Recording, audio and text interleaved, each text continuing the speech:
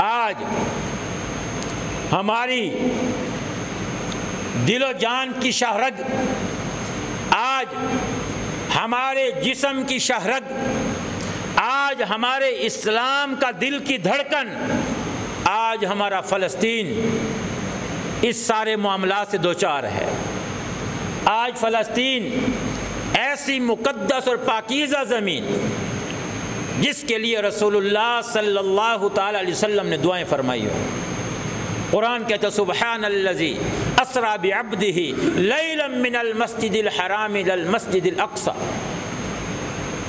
اللہ رب العزت کے قرآن نے اس زمین کا ذکر فرمایا اور پھر اس کی برکتوں کا ذکر فرمایا۔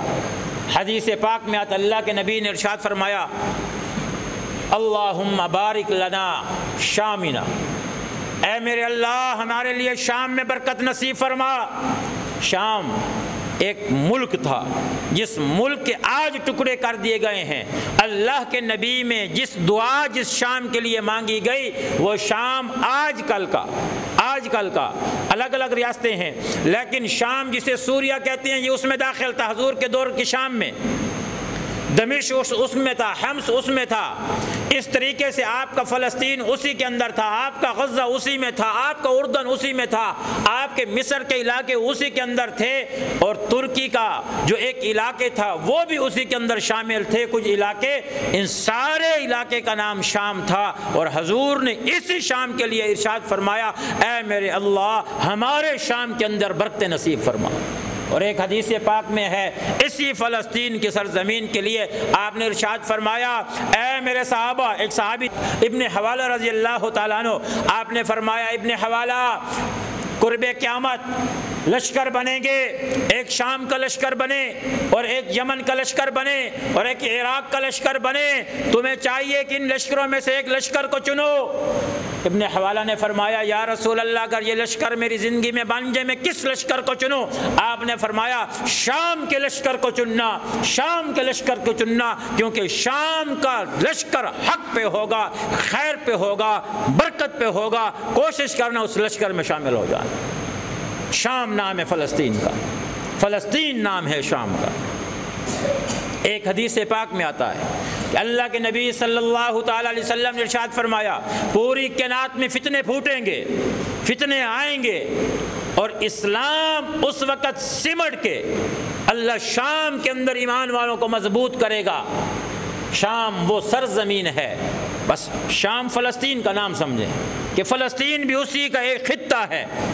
جیسے کوئی کہے کہ ضلع ڈیرہ اسماعیل خان، تو ضلع ڈیرہ اسماعیل خان کے اندر یہ کالونی بھی ہے، وہ کالونی بھی ہے، وہ کالونی بھی ہے، تو شام کا ایک علاقے کا نام فلسطین ہے۔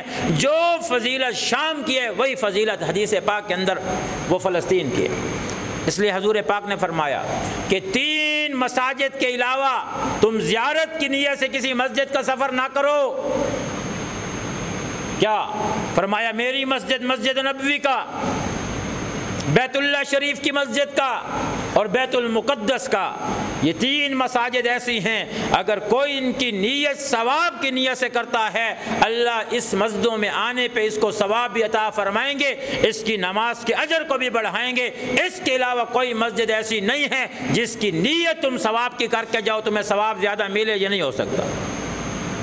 تو میرے عزیز ساتھیوں، آج اس میں کیوں پہلے آپ کو فلسطین کے فضائل بتا رہا ہوں؟ آج ہم نے فلسطین کو ایک عام چیز سمجھا ہوا ہے، اور بھائی یہ رسول اللہ صلی اللہ تعالی علیہ وسلم کی دعاؤں کا علاقہ ہے، یہ دعاؤں کا علاقہ ہے۔ قرآن اس چیز کے بارے میں کہہ رہا ہے والتین والزیتون وطور سینین وہذا البلد الامین۔ علماء نے لکھا یہ والتین والزیتون، یہ اشارہ ہے فلسطین کی طرف کہ اس کے علاقوں کے اندر تین اور زیتون یعنی زیتون کا پھل اور انجیر کا پھل یہ وہاں کی کثرت ہے۔ اللہ نے انسان کے شرف کو بیان کرنے کے لیے اس علاقے کی طرف قسمیں کھائی ہیں۔ مجھے بتاؤ جس علاقے کے پھل کی رب قسمیں کھائیں وہ علاقہ اللہ کے ہاں کتنا پاکیزہ اور مقدس ہو۔ آج اس علاقے پہ جو یلغار ہے، آج ہمیں محسوس ہی نہیں ہو رہا کہ ہم کیا کر رہے ہیں۔